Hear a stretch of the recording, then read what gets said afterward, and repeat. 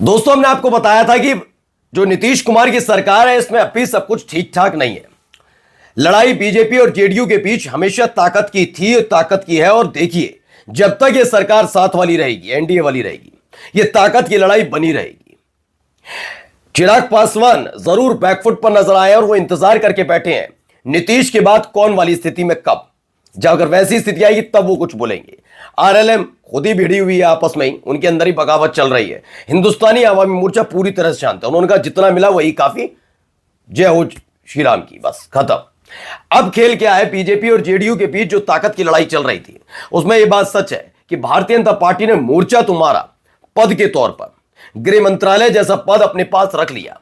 गृह मंत्रालय जैसा पद रखने के बाद बिहार में क्या अपराध रुक गए? सिर्फ सूची बन रही है, माफिया की सूची, बुलडोजर चला दूंगा, ये कर दूंगा, ये सम्राट चौधरी के बयान आ रहे हैं, जिसमें बीजेपी ये जो गोदी मीडिया के एंकर से उछल उछल कर बता रहे हैं, वाह क्या कह दिया, अब होगा, ये होगा, वो होगा, योगी मॉडल, ये मॉडल, बुलडोजर मॉडल, तमाम चीजें। अब इन सब के बीच आ गए नीतीश कुमार।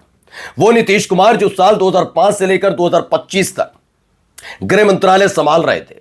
एनकाउंटर ऐसा नहीं हुआ नहीं बिहार में, लेकिन वैसी तादाद में नहीं हुआ जैसे उत्तर प्रदेश में हो जाता है, जिस पर सवाल भी उठ चुके हैं। बुलडोजर वाली कार्रवाई वैसी नहीं हुई जैसे उत्तर प्रदेश में होती है, जिस पर सवाल उठ गए। बिल्कुल उन्होंने चीजें चलाई और इसी की वजह से उन्हें सुशासन बाबू का तमगा मिला था। आपको पता है ना। अब इन सब के बीच नीतीश कुमार ने अपनी ताकत दिखा दी है, वो ताकत जिसके बाद सम्राट चौधरी भी हक्का बक्का रह गए।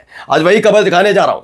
सम्राट चौधरी को जो काम करना चाहिए था वो काम नीतीश कुमार ने किया, और अचानक से नीतीश कुमार ने जो फैसला लिया, जो उसे देखकर बीजेपी से लेकर हर एक नेता, खासकर सम्राट चौधरी हैरत में पड़ गए। नमस्कार, मैं हूं प्राज्वल गौतम और आप देख रहे हैं न्यूज सर्किल। सबसे पहले मैं आपको दिखाता हूं खबर क्या है। इसमें एक खबर निकल कर आई है, बिहार सचिवालय सेवा के 855 अधिकारियों का प्रमोशन कर दिया गया। कितना देखेंगे तो नॉर्मल खबर है। खबर नॉर्मल नहीं है, यहां अपनी ताकत का प्रदर्शन किया नीतीश कुमार ने। बिहार सचिवालय सेवा के 855 अधिकारियों का प्रमोशन हुआ। नीतीश सरकार ने जारी की अधिसूचना। नीतीश सरकार ने अधिसूचना जारी की और यह नोटिफिकेशन जैसे ही जारी हुआ वैसे ही हड़कंप मच गया, क्योंकि यह काम अमूमन अगर देखा जाए तो गृह मंत्रालय होने के नाते और जो मंत्रालय उनके पास है उसकी नियाज से यह काम सम्राट चौधरी के हवाले था। लेकिन नीतीश कुमार ने कहा है कि जरूर तुम गृह मंत्रालय तुम्हारे पास होगा, लेकिन मुख्यमंत्री मैं भी हूं, मैं भी अपनी ताकत का इस्तेमाल करूंगा। दरअसल जब से गृह मंत्री बने, नीतीश कुमार से गृह मंत्रालय लिया और सम्राट चौधरी गृह मंत्री बने, तो एक परसेप्शन मीडिया में लगातार बनाया जा रहा है। वो परसेप्शन क्यों बनाया जा रहा है वो भी बताऊंगा, लेकिन फिलहाल समझिए वो परसेप्शन ये है कि हम नीतीश कुमार नाम के मुख्यमंत्री रह गए।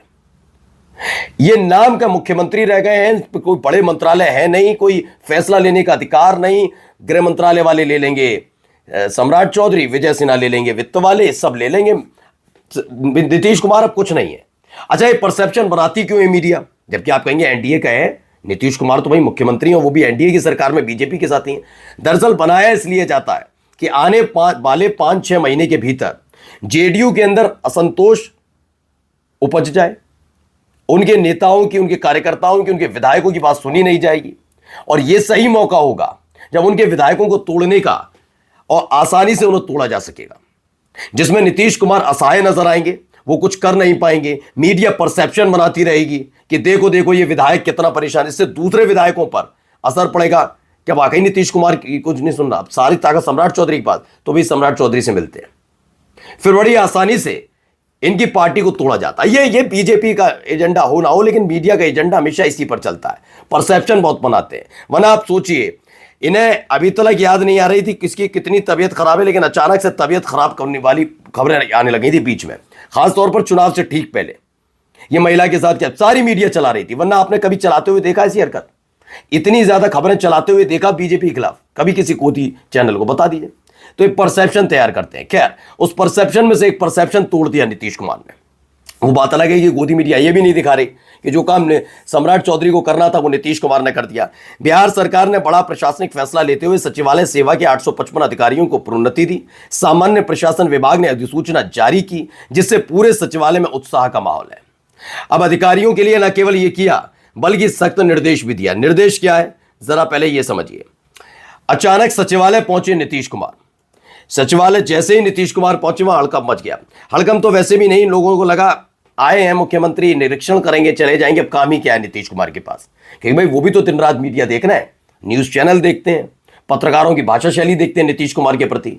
ऐसा लगता है नीतीश कुमार तो बस ठीक है, साइन कर दें, कर लें, मिल लें, हम तो सम्राट चौधरी और विजय सिन्हा से मिल लेंगे, अगले मुख्यमंत्री वही है, ये परसेप्शन तैयार किया जा रहा है।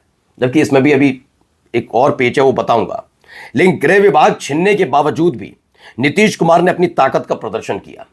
वो दंदनाते हुए पहले सचिवालय पहुंचे और फिर उसी स्टाइल में, इससे पहले आपने कभी नीतीश कुमार को इतना गुस्सा नाराज नहीं देखा होगा। अफसरों को दिए सख्त निर्देश, जो काम सम्राट, मैं फिर कह रहा हूं, ये सारे काम अगर देखा जाए प्रशासन संभालने के हिसाब से गृह विभाग के अंडर ये सारी चीजें आती हैं, पुलिस प्रशासन सारा, तो वो काम करने सम्राट चौधरी को कर कौन रहे? नीतीश कुमार। वो पहुंचे और सख्त निर्देश दे डाला कि गृह मंत्रालय रख लो, कोई फर्क नहीं पड़ता। अभी तो गृह मंत्रालय की बारी थी, अब जाऊंगा वित्त मंत्रालय भी, वहां जाकर भी मैं अपने हिसाब से फैसले लूंगा, क्योंकि जो बोझ तुम्हारे नेताओं की बड़बोलेपन की वजह से बिहार की जनता पर आ गया, बिहार के खजाने पर आ गया, इतना बड़ा बोझ कभी भी 2005 से 2025 तक देखने को नहीं मिला।